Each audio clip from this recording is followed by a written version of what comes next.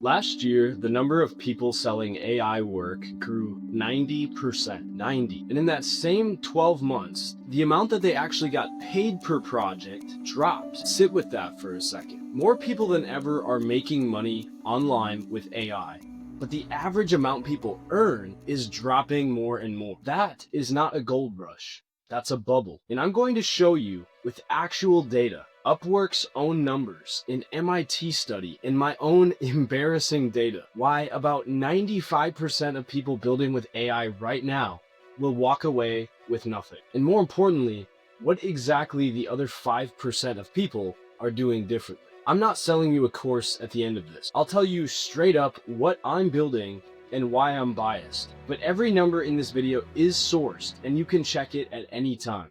500,000 people search make money with AI every month. I checked, and YouTube is happy to answer. Biggest business creators on this platform, guys with 5-6 million subscribers, are pushing 5 trustworthy ways to make money with AI with no experience at all. And they get 500,000 views in a week. And the smaller channels recopy this format into the fastest way, the easiest way, the laziest way. They're AI avatars, faceless channels, print on demand with Mid-Journey. But there's one thing that none of these videos out there actually show you.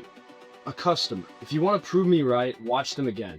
You'll see tools, you'll see methods, you'll see dashboards and potential income. All of this laid out on extravagant spreadsheets. But what you'll never see is a stranger paying money for the thing.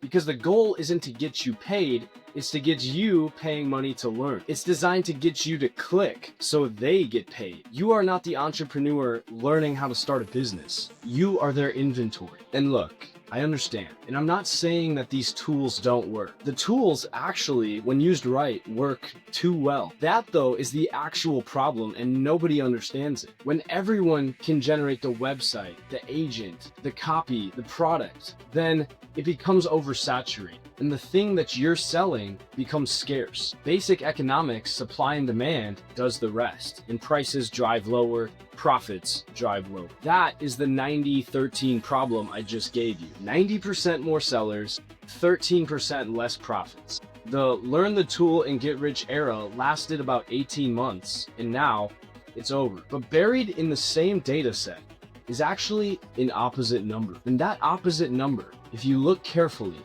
is where this video actually starts. I'm Caleb Schilke, welcome to the channel, and thank you for watching.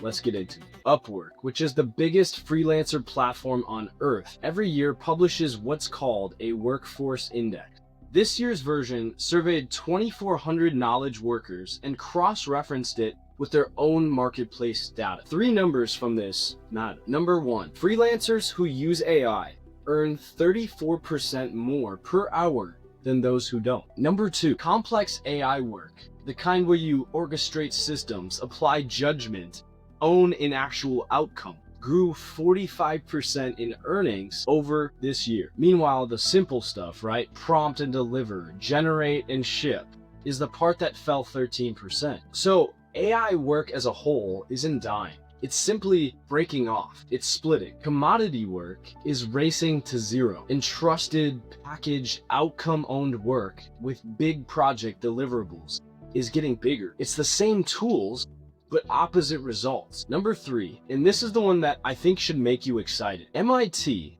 the Massachusetts Institute of Technology, ran a study that showed corporate AI adoption rates. And it went viral for one specific stat. 95% of company AI pilots that they generated on their own fail. Massive companies with real budgets, they simply can't make this AI stuff work internally. I want you to just stop for a second and with me, think about what that means. The demand side of all these companies, all these users is absolutely desperate. They need AI. Businesses know they need this or they won't survive. They're simply burning money, trying and failing time and time again because these businesses weren't designed to use AI. They simply have to. And the supply side of these services they need, has all the tools you'll ever need. Meanwhile, 38% of American knowledge workers are already freelancing their skills. That's up from about 28% last year. The talent is here. People are learning how to use AI and they're getting scary good at it. The demand is already here as well. So this begs the question, if the demand is real and the skills are real, why is the average American using AI still broke? Because the thing that's broken isn't skill. It's the bridge between a stranger with money and a builder with AI they've never met. The meeting ground. Take a step back with me and put yourself in the buyer's chair for just a minute. Let's say you run a business. You've got maybe $8,000 and a problem that you know AI can fix. You go looking for a builder. What do you find? 1,000 identical bids on Upwork coming from all around the world with massive diversity of talent. You're getting offers you have to sift through, and the talent is all over the place and is hard to verify. Meanwhile, Upwork takes 10% and racing to the bottom, aka lowest price wins, sets the threshold. Or you take it and go to Fiverr, where you hire somebody with defined skill and a defined price range, but 20% fees eat your margins. You could go another route, like on Twitter, where DMs from anons with no reviews, no history, and no recourse flood your inbox. And where sending money first is simply an act of faith. The buyer isn't cheap. The buyer is just scared because there's no trust infrastructure between them and you. Now let's flip it. You're the builder. Your only options are bid wars that price you like a commodity, getting lower and lower, platforms that tax 1/5 of your income and bury you in competition, where you'd be lucky to get to page 9 on the listing, or cold DMs, where you're in the Twitter, spending more time sending DMs than actually building. And even when somebody says yes, you're sitting there waiting and hoping that that invoice actually gets paid. If you don't remember anything else, remember this. Everyone taught you how to build with AI. Nobody taught you how to be the person that's safe to buy from. And that's where the money goes. It's the whole game. The 5% of people who win don't have a better website, and they're not better at prompting AI.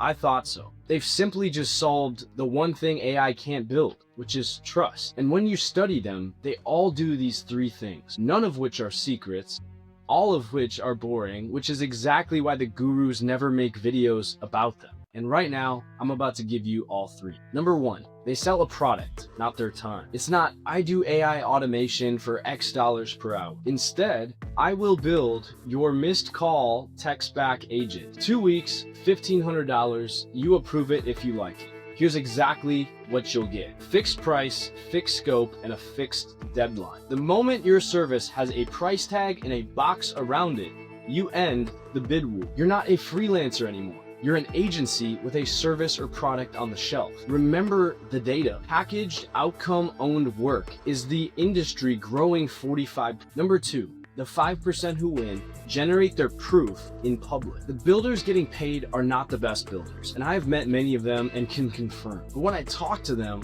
one thing stands out. They're the most visibly provable real ones. Every single project they do becomes a receipt, and they have a way to track it and make that public. Before, after, the change, maybe even a screen recording or screenshots. Post the receipts. Start posting the receipts because nobody cares about the tutorial. If I want a service, I'm gonna pay for the outcome. I don't necessarily care how you do it or when you work. One reel, here's a thing I did post, outperforms 10 ChatGPT tips for starters, because buyers don't buy skills, they buy evidence of your outcomes. Your portfolio is basically, these days, your whole sales team, as long as there's somebody to see them. Third, the winners remove the buyer's risk 100. This is the one nobody talks about because it's infrastructure based and it's not some hack or trick. And honestly, it's the most common sense. A stranger isn't gonna send you 8 grand if there's nothing to protect them if you vanish. Escrow, or having a third party to host and broker the transaction, does just that. Money goes into the company hosting escrow. It gets held by a payment processor, and it only releases after you deliver the service. The buyer then risks nothing because somebody has their back, and you as the seller are guaranteed the money before you ever have to write a line of code or deliver a service. Trust stops being a vibe or a feeling and becomes more of a provable mechanism that you can see down to the exact dollar your earnings for the month with the projects you're handling. Product, proof, protection, the 3 Ps. That's it. And it's the entire difference between the 95% who lose and the 5% who kill it. But you have to be doing all three. When I understood this list for the first time, it hurt because I'd spent 7 months previous learning it the wrong way and losing transactions and customers because I didn't focus on distribution. So at this point, I owe you full transparency because, well, I promised it. I spent 7 months building a marketplace. I obsessed over features, hundreds of database tables, an AI assistant, a token system, lockdown, escrow. You know how many orders my marketplace did? 6.